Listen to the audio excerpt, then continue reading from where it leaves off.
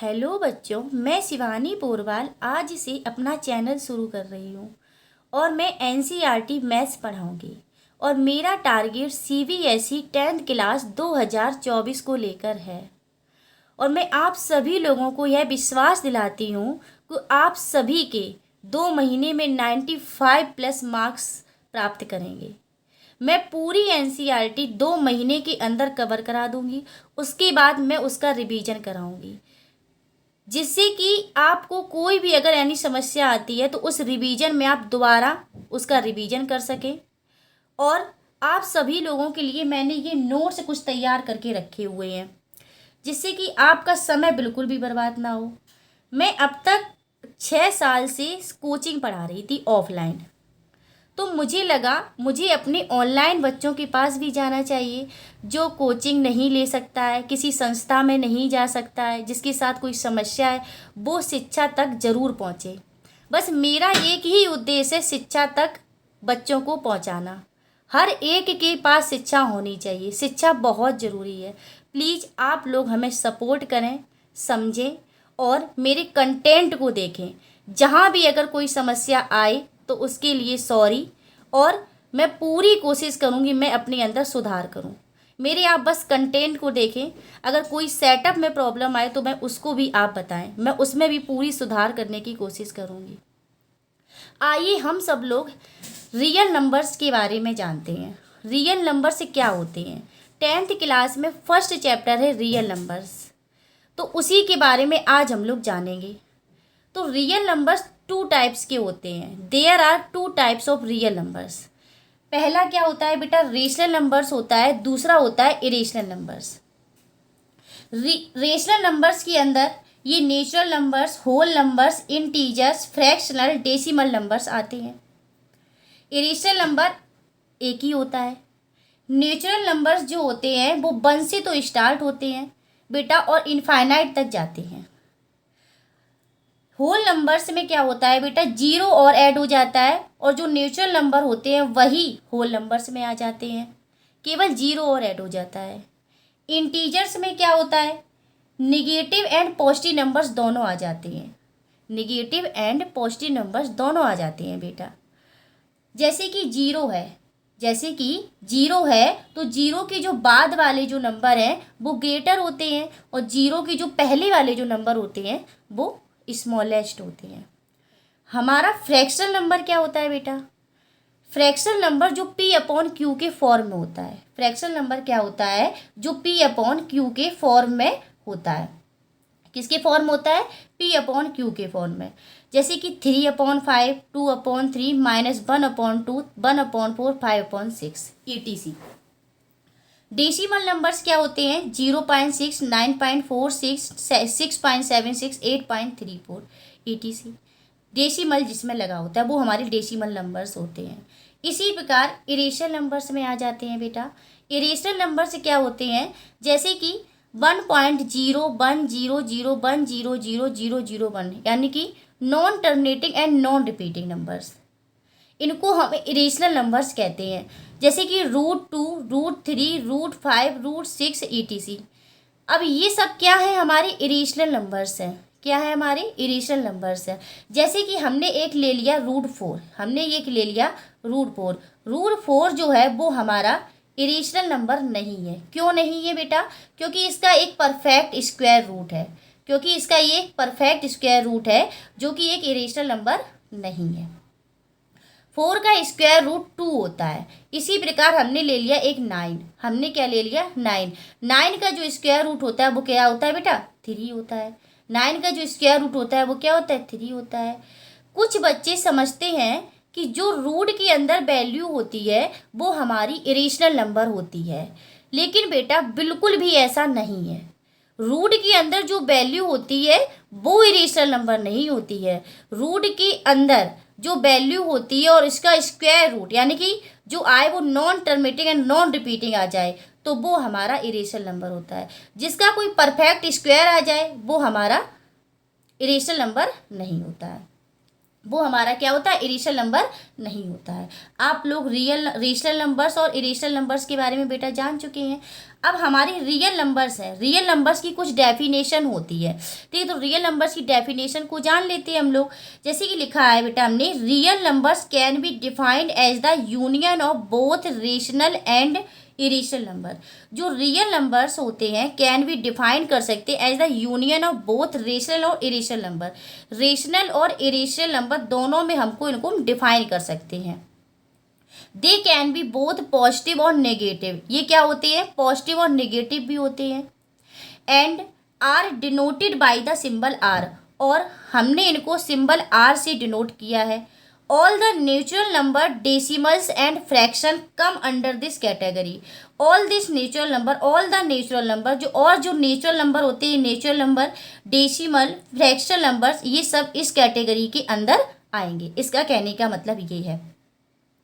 Positive and negative हमारे जो number है वो इंटीजर के अंदर आ जाएंगे, ठीक है। इतना आपको यहाँ तक अगर कोई भी समस्या आ रही है कि रेशनल नंबर और इरेशनल नंबर क्या होते हैं, तो आप प्लीज़ हमें कमेंट करें और मैं दोबारा इसको समझाने की पूरा प्रयास करूँगी।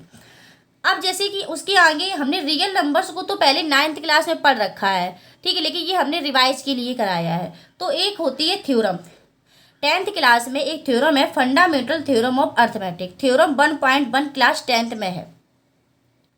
तो हमारी जो फंडामेंटल थ्योरम ऑफ अर्थमेटिक क्या होती है, एवरी कंपोजिट नंबर, जो कंपोजिट नंबर होते हैं, can be expressed factorised as a product of primes.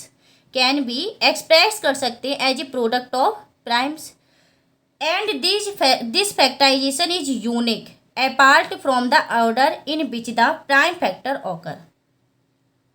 Every composite number, जो हमारे कंपोजिट नंबर होते हैं, कैन बी एक्सप्रेस्ड, हम लोग क्या कर सकते हैं, उसको एक्सप्रेस करें फैक्टराइज्ड में। जब हम फैक्टराइज में उसको एक्सप्रेस करते हैं as a product of primes, तो वो क्या होता है, एक प्रोडक्ट ऑफ प्राइम्स।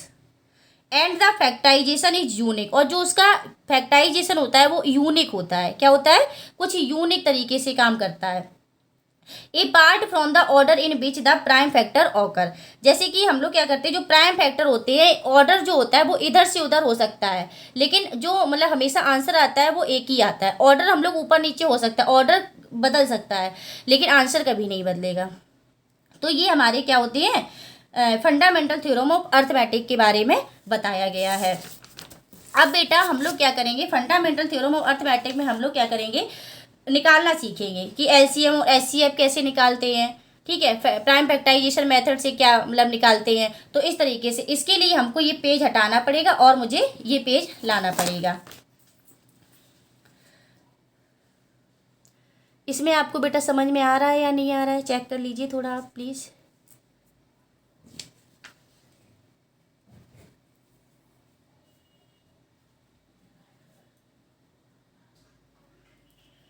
अब हम लोग क्या करेंगे, 60 और 240 की हम आपको प्राइम फैक्टराइजेशन करके दिखाएंगे। 60 और 240 का प्राइम फैक्टराइजेशन कैसे करते हैं। जैसे कि हमने कोई नंबर लिया 60, ये हमने 60 नंबर ले लिया, इसके हम प्राइम फैक्टराइजेशन करेंगे। हमने पहले 2 से दिया, इसको सबसे मिनिमम वैल्यू से पहले देते हैं। आप लार्जर वैल्यू से भी दे सकते हैं, ऐसा कुछ नहीं, लेकिन मिनिमम से दे तो ज़्यादा बेटर है। तो 2 3 जा 6, 2 3 जा 6, और जीरो में जाएगा तो जीरो का जीरो कर देंगे। उसके बाद क्या होगा, 2 का हम इसमें देंगे, 2 बन जा 2, और 2 बन जा 2, और उसके बाद एक कैरी बचेगा ना इसमें, ठीक है, तो 10 हो जाएगा। यहाँ पे क्या हो जाएगा, 10 हो जाएगा। तो 2 5 जा 10, क्या हो जाएगा, 2 5 जा 10। अब ये 2 से तो जाएगा नहीं, क्यों नहीं जाएगा, क्योंकि ये डिविजिबिलिटी के अंडर नहीं आ रहा है। 2 की डिविजिबिलिटी क्या होती है, इसका लास्ट टर्म मतलब 2 से डिविजिबल हो जाए, लास्ट टर्म यानी कि 1 डिजिट जो होती है वो 2 से डिविजिबल हो जाए। तो ये 2 से तो डिविजिबल है नहीं 5 हमारा, ठीक है। तो अब ये किससे जाएगा, 3 से दे सकते हैं। 3 की डिविजिबिलिटी क्या होती है, sum of numbers, sum of numbers को चेक करेंगे। 3 से जाएगा तो इसको हम कट करेंगे, 5 और 1 6, तो 6 3 से कैंसिल हो जाता है, 6 जो है वो 3 से कैंसिल हो जाता है। तो हम लोग 3 5 जा 15, 3 5 जा 15 हो गया। उसके बाद 5 बन जा 5, तो ये हमारे इसके फैक्टर हो गए, 2 इंटू 2 इंटू 3 इंटू 5। उसके बाद अब 240 का निकालेंगे। उसके बाद अब क्या किसका निकालेंगे, 240 का निकालेंगे। 240 का फिर से 2 बन जा 2, 2 2 जा 4 0, फिर से 2 6 जा 12 0, 2 3 जा 6 0, टू, टू बन जा, टू से करेंगे, टू से, टू बन जा टू, और टू फाइव जा 10, और टू से अब जाएगा नहीं तो थ्री से कर देंगे, थ्री फाइव जा 15, और फाइव बन जा 5। ओके, तो इसके क्या फैक्टर हो गए हमारे, two into two into two into two into three into 5, ये हमारे इसके फैक्टर हो गए। ठीक है, तो इसको हम कैसे लिख सकते हैं, जैसे कि हम इसको लिख सकते हैं टू की पावर टू, टू की पावर टू,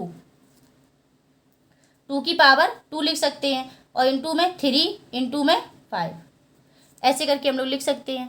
ठीक है, और इसको भी क्या लिख सकते हैं, इक्वल टू में टू की पावर फोर, टू की पावर फोर, इंटू में थ्री, इंटू में 5। ठीक है, ये हम लोग लिख सकते हैं। अब इन दोनों से हम लोग एलसीएम भी निकाल सकते हैं। प्राइम फैक्टराइजेशन मेथड से हम लोग एलसीएम कैसे निकालेंगे, प्राइम फैक्टराइजेशन मेथड से हम लोग एलसीएम निकालेंगे, finding LCM and HCF using prime factorisation. जैसे कि हमने 60 का और 240 का प्राइम फैक्टराइजेशन निकाला।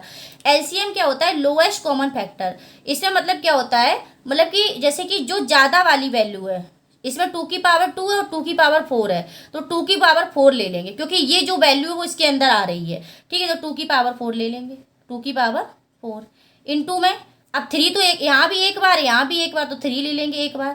ठीक है, उसके बाद फाइव, उसके बाद फाइव, उसके बाद फाइव, तो इसके टू की पावर क्या होगा 16, टू की पावर क्या होगा 16 होगा, 16 इंटू थ्री इंटू में 5, तो इसके हम लोग मल्टीप्लाई करेंगे तो 16 थ्री जा क्या होता है 48 होता है, 16 थ्री जा 48, और 48 फाइव जा 48 फाइव जा क्या होगा, हम लोग मल्टीप्लाई कर लेते हैं।